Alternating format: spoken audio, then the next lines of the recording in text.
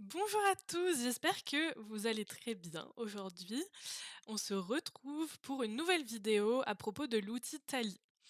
J'avais déjà fait une première vidéo où je parlais vraiment de comment j'ai créé mon quiz dans Tally.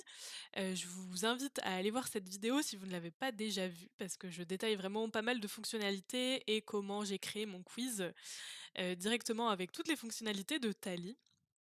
Aujourd'hui, je voulais surtout revenir et répondre à vos questions parce que c'est vrai qu'à la suite de la première vidéo, j'ai eu pas mal de commentaires, pas mal de messages sur des cas spécifiques, des choses que vous aviez pas compris, des éléments, voilà, qui vous posaient problème dans l'outil et je me suis dit que c'était le plus simple de faire une vidéo pour répondre à ces questions parce que je pense que si une des personnes a cette question-là, ça veut dire qu'il y a plein d'autres personnes qui, ont sûrement les mêmes questions.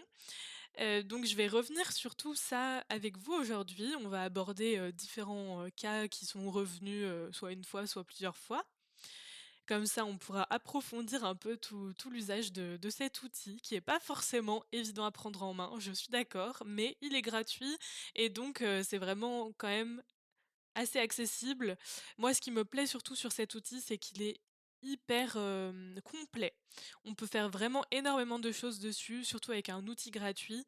Donc oui, ça prend du temps, oui, c'est pas forcément évident à prendre en main, mais c'est hyper pratique une fois qu'on sait le maîtriser. Avant de commencer, je voulais, vous donner une information.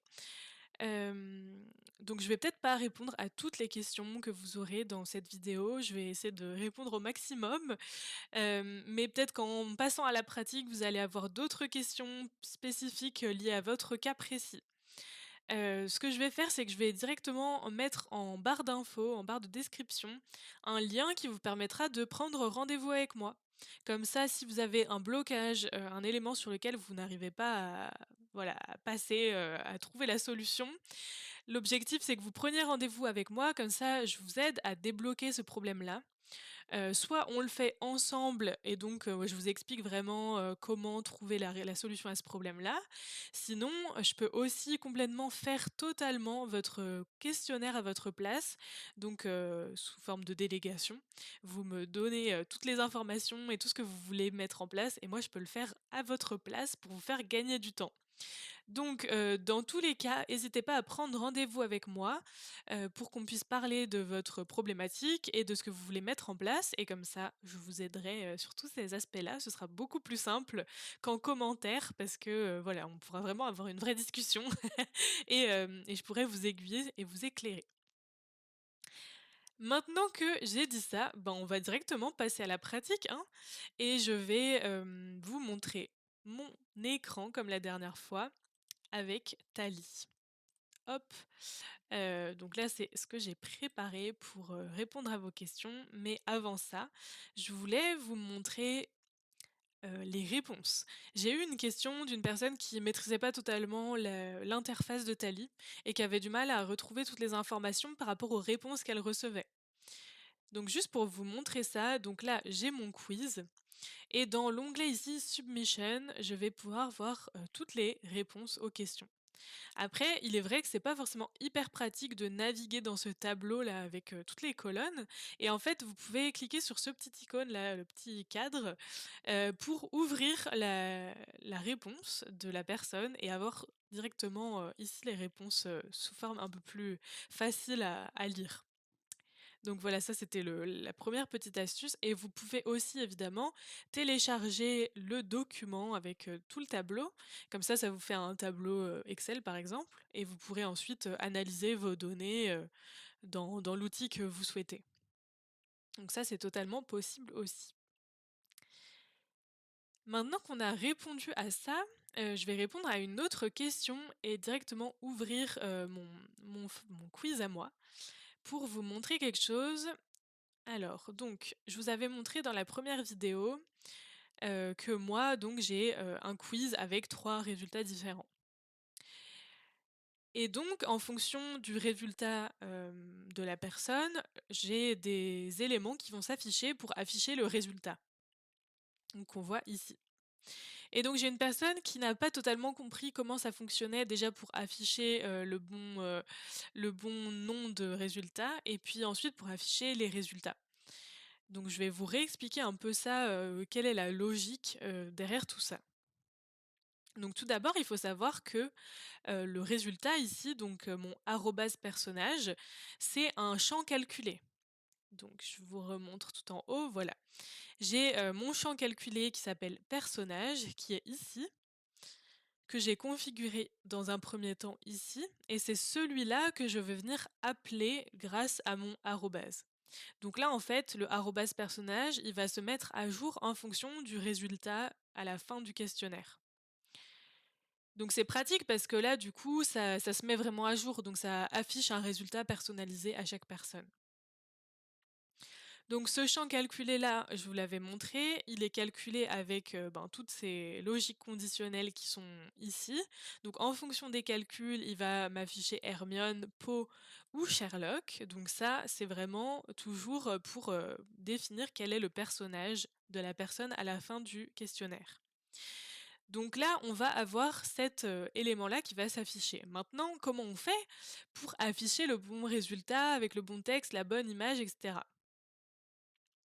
En fait, tous mes éléments qu'on voit ici, donc c'est mes éléments de résultat, ce sont des éléments qui sont masqués. Donc, quand on clique sur les 3 petits enfin sur les 6 petits points ici, on va avoir la fonctionnalité de soit, show donc, montrer ou hide donc masquer. Donc là, tous ces éléments-là, ils vont être masqués dans un premier temps. Et ensuite, donc là, à la suite de mes calculs, donc là, ces calculs-là, ils vont faire en sorte de déterminer quel est le résultat de la personne. Et une fois qu'on a défini quel est le résultat de la personne, j'ai toujours des logiques conditionnelles, pardon, que j'ai ajoutées et qui vont me permettre d'afficher le bon résultat. Donc là, je vais dire si le personnage il est Poe, alors tu m'affiches les bons éléments, donc là, c'est ça, ceux-là, donc l'image avec les petits textes qu'il y a en dessous. Donc je vais choisir vraiment quels sont les éléments à afficher en cas de ce personnage et j'ai fait la même chose exactement pour les autres personnages, juste ici. Donc là, vraiment, c'est ça qu'il va falloir déterminer. Première étape, on détermine quel est le résultat de mon champ calculé et de mon quiz. Une fois qu'on a le résultat, on va venir, afficher les éléments de résultat qu'on veut faire afficher. Voilà pour, cette étape-là qui était peut-être un peu floue dans la première vidéo que j'ai faite. Donc ensuite, je voulais vous, répondre à une question, par rapport au calcul Dentally. Je vais aller, voilà, dans mon petit test. Juste pour vous faire un peu le résumé de la question, une personne, me demandait parce que dans son questionnaire, elle avait besoin de faire un calcul. Enfin pas forcément dans le questionnaire, mais en tout cas, elle avait besoin à la base, en partant des résultats que la personne mettait dans son questionnaire, de faire un calcul qui lui permettait, d'analyser un peu les données. C'était du type, des du taux de conversion, ce genre de choses. Et donc dans son message, la personne me demandait: «Est-ce que c'est, mieux de faire le calcul directement dans Tally ou bien est-ce que je récupère les données du questionnaire pour faire le calcul autre part?» Vraiment là, ma réponse, c'est toujours la même. Faites en sorte d'utiliser le moins d'outils possible, de faire le moins d'automatisation possible, le moins de manipulation possible. Si vous pouvez faire quelque chose dans un outil, faites-le. En fait, c'est pour vous simplifier la vie tout simplement. Parce que, moins on aura d'outils, plus ce sera simple pour nous de gérer. Plus on rajoute d'étapes, d'outils d'automatisation, plus ce sera compliqué et s'il y a un problème à un endroit, ben, il va falloir tout refaire. Enfin bref, vraiment simplifiez-vous la vie. Et donc pour répondre à cette question de calcul, en fait, dans Tally, on peut faire tout, et n'importe quoi comme calcul. Enfin, on peut vraiment faire beaucoup, beaucoup de calculs. C'est ce que je vais vous montrer ici. Donc là, j'ai créé 2 champs de questions, hein. C'est des questions, que j'ai pas vraiment renommées et c'est des champs, qui demandent de répondre avec des nombres. Donc là, on a 2 champs qui nous demandent de répondre avec des nombres.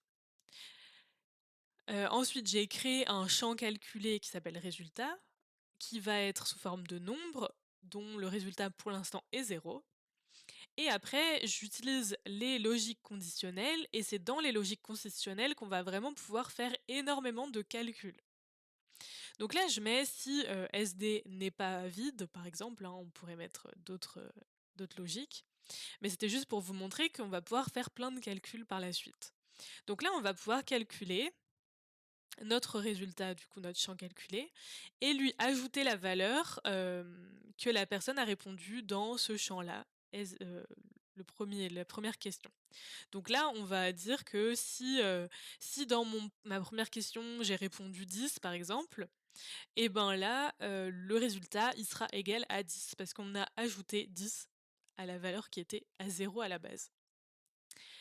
Mais c'est pas tout parce qu'après on peut ajouter d'autres actions.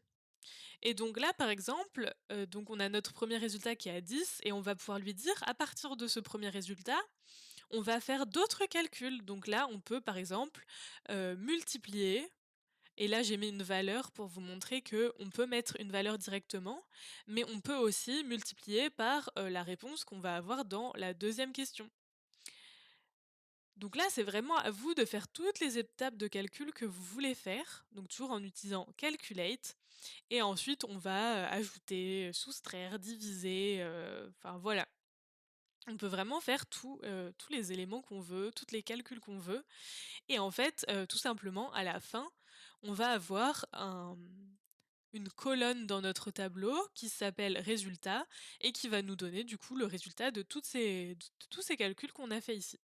Voilà, tout simplement. Donc vraiment, si vous avez besoin de faire des calculs, faites-les dans Tally, c'est le plus simple. Après, évidemment, on peut pas faire des calculs, hyper compliqués, des racines carrées ou je sais pas quoi. Mais voilà, on a vraiment la base, donc il y a vraiment moyen de faire, pas mal de calculs différents. OK, donc ça, c'était pour la question sur les calculs et cetera. Et la dernière question que j'ai eu beaucoup, c'est, des personnes qui avaient des logiques différentes de la mienne dans mon quiz. Pour vous rappeler, moi, dans mon quiz, j'ai fait une logique un peu d'échelle pour simplifier. Donc en gros, dans ma tête, j'avais, le résultat que les personnes peuvent avoir à la fin, il peut être entre 0 et 10. Et en fonction de où la personne se situe sur l'échelle, donc si c'est entre 0 et 4 par exemple, il va avoir tel résultat, entre 4 et 6 tel résultat, entre 6 et 10 tel résultat. Donc voilà, c'est vraiment un peu une échelle et donc en fonction de où on se situe sur l'échelle, on va avoir un ou l'autre résultat. Mais il y a pas mal de personnes qui fonctionnent sur une logique différente, c'est une logique qui est assez connue, qui se retrouve beaucoup dans les quiz, dans les magazines. C'est vraiment les quiz de magazine où tu entoures, si tu es plutôt A, B ou C et à la fin tu comptes les A, tu comptes les B, tu comptes les C et en fonction de là où tu as le plus de points, tu vas avoir ton résultat final. Donc dans Tally, on peut totalement faire cette logique-là aussi si vous préférez et en fait, de manière générale, on peut faire toutes les types de logiques que vous voulez. Il suffit que ce soit suffisamment clair dans votre esprit et ensuite il faut réfléchir un peu comment le retranscrire techniquement dans l'outil. Mais du coup, pour vous montrer là sur la logique, des ABC. Ce qu'on va faire, c'est qu'on va créer 3 champs calculés, donc les calculated fields.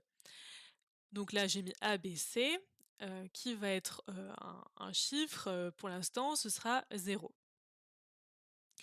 Et ce qu'on va faire, c'est que pour chaque question, donc là, j'ai mis une question, d'exemple, donc on a nos 3 résultats A, B ou C. Et donc là, ce qu'on va faire, c'est qu'on va mettre en place des logiques conditionnelles qui vont dire que si la personne répond A, alors on va calculer le résultat A et on va lui ajouter 1. Et on va faire ça pour toutes les réponses, donc pour A, B ou C. En fonction de si la personne répond B, B va être à plus 1. Et donc pour chaque question comme ça, on va calculer et implémenter le nombre de réponses qu'une personne va faire, par type de réponse, enfin par type de profil, quoi. Ça veut dire qu'à la fin, en fonction de, potentiellement la personne a répondu sur beaucoup de A, donc à la fin, le A il sera égal à 12, je sais pas, en fonction du nombre de réponses qu'il y a et de questions. le B sera à 1, le C sera à 3. Voilà, par exemple. Donc ça, on fait vraiment pour toutes les questions, on met en place cette petite logique ici et à la fin, du coup, on va avoir notre résultat, nos 3 résultats et donc à la fin, ce qu'on va devoir faire, c'est comparer, le résultat qui a le plus de réponses. Donc par exemple, là, pour vérifier si ma réponse c'est la A, on va venir, créer une nouvelle logique conditionnelle avec, en vérifiant si le A, il est plus grand que le B et que le A est plus grand que le C, alors tu vas, calculer et faire en sorte que mon résultat, hop, ce soit le A. Parce que du coup, le A a la plus grande valeur. Et donc ça, on va le faire 3 fois, donc avec le B et avec le C. Donc on vérifie que le B est plus grand que le A, le B est plus grand que le C, et cetera. Et comme ça, on va pouvoir avoir le résultat qui a le plus de réponses. Et donc à la fin, notre résultat, il sera égal soit à A, B ou C. Voilà. Donc ça, c'est, l'autre logique, de quiz qui existe, mais évidemment, comme je le disais, il y a plein de types de logiques qui peuvent exister, donc c'est à vous d'être, créatif, inventif et d'imaginer, la logique qui fonctionne la mieux pour, votre quiz à vous. Je crois que j'ai terminé, oui, c'est ça, j'ai répondu à toutes les questions, qui revenaient plus ou moins, et j'espère que ça a pu vous aider, que ça a pu vous éclairer un peu sur les quelques éléments qui vous bloquaient sur Tally. Encore une fois, n'hésitez pas à prendre rendez-vous avec moi si, après tout ça, j'ai pas répondu à toutes vos questions. C'est vrai qu'il y a énormément de fonctionnalités, de choses qui sont possibles de mettre en place, donc c'est pas forcément évident de tout détailler en vidéo. Donc, si vous êtes encore bloqué, prenez rendez-vous avec moi. Et en tout cas, je vous souhaite un très bon courage pour mettre en place votre questionnaire, pour, créer toutes les automatisations et cetera. N'hésitez pas à aller voir ma précédente vidéo sur Tally où vraiment je détaille beaucoup plus toutes les fonctionnalités. Et sur ce, je vous souhaite, une très bonne journée et à très bientôt.